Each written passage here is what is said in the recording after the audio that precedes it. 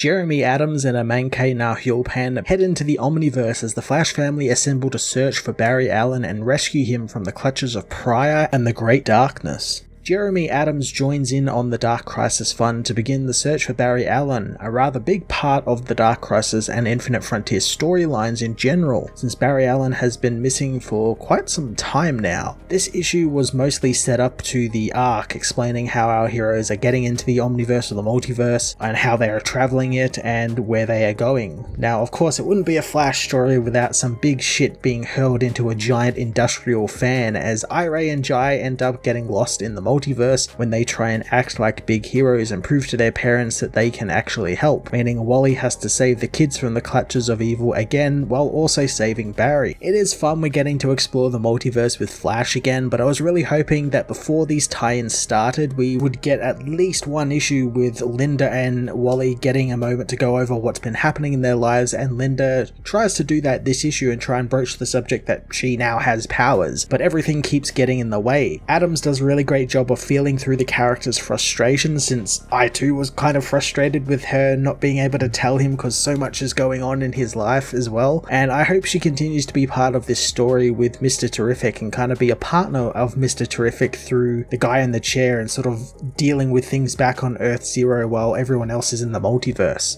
The book also looks like it's going to be a must-read to learn about the strange world Barry has found himself imprisoned on by Pariah, and what Pariah is doing, giving all of these heroes their own personal little paradises, and really what his endgame is, whether it's to keep them busy or siphoning off their power from within the world to fuel the Great Darkness. I'm intrigued to see what the writers have in store for that. Amanke Nahulpan continues drawing some really fantastic Flash family stuff, and this issue allowed him to stretch his creative muscles greatly, especially with more of the Earth Flash 1 world, where it takes a very 60s inspired comic book look to everything, from the designs of the characters to even the colours by Jeremy Cox being slightly washed out in that sort of toned down colour like they are in an old comic book, which I thought was really quite cool. The Flash issue 783 was a pretty fun beginning to the Flash family's portion of the Dark Crisis events, setting up the various worlds the heroes will be travelling to throughout the Omniverse, although it's at the expense of some family-orientated drama that I wish we'd gotten before the event started. I'm going to give this issue an 8 out of 10.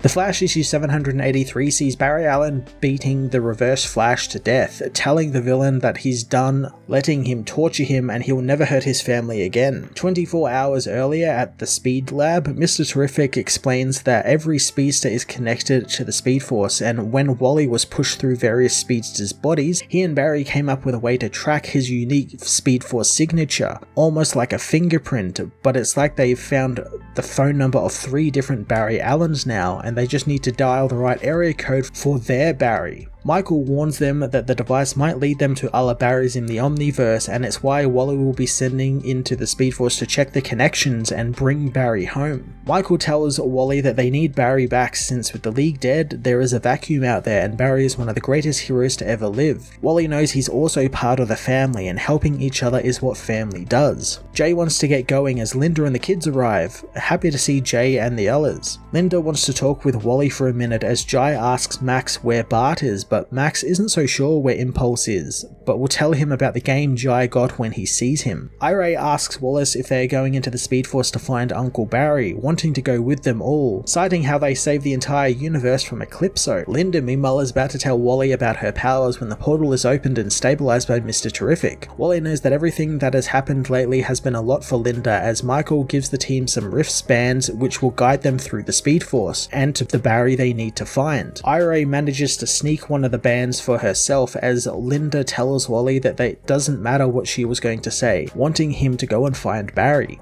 Ira grabs her brother, telling him that they're going to prove that they are heroes. They jump through the portal as Jay goes after them, and Linda wants them brought back now, but Michael tells them the only way the kids are going to come back is if they use their wristbands to return. Linda wants to know if there's a manual override, but Michael knows he didn't build one in and they have to use the wristbands. But thanks to his settings, they'll head to one of the 3 locations he isolated where Barry could be. Max and the others want to get going, and Wally tells Wallace that he is with him while Jesse and Max team up and head through the portal as well. Wally assures Linda that the kids are smart and capable, just like she is, and he'll bring them and Barry back, and that's a Flash fact. The heroes head into the Speed Force, and Michael asks Linda when did she get powers. She demands to know how he knows, so Michael reminds her that while he didn't build a failsafe override into his machine, he is still pretty smart. He knows that she doesn't know how to tell Wally, admiring her since she is strong, smart, and ambitious, and reminds him a lot of his late wife. He knows that she is scared of what it means for herself, the kids, and their relationship, but Wally loves her more than anything on Earth, and she should tell him so they can figure it out together. Iray and Jai, meanwhile, are dumped into a dark alley. Jai knows they are going to be in so much trouble that their dad is going to go back in time and change history so that he gets kids that listen to him.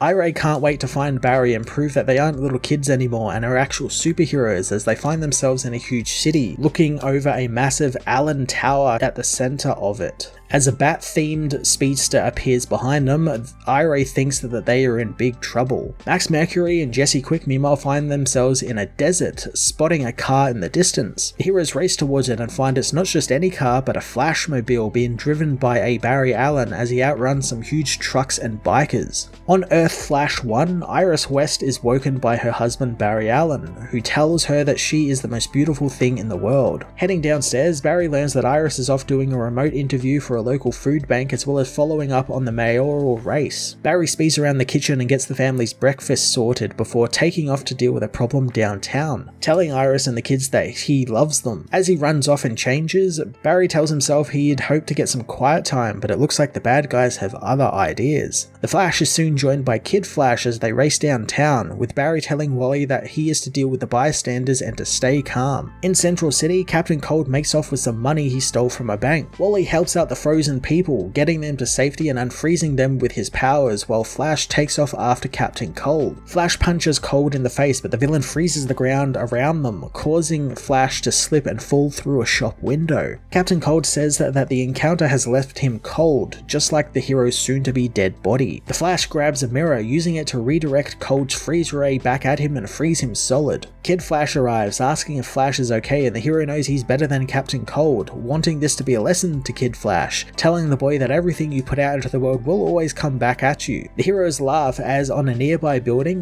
Wally and Wallace from Earth Zero watch on, not having any clue as to what's going on, but they are going to get to the bottom of it.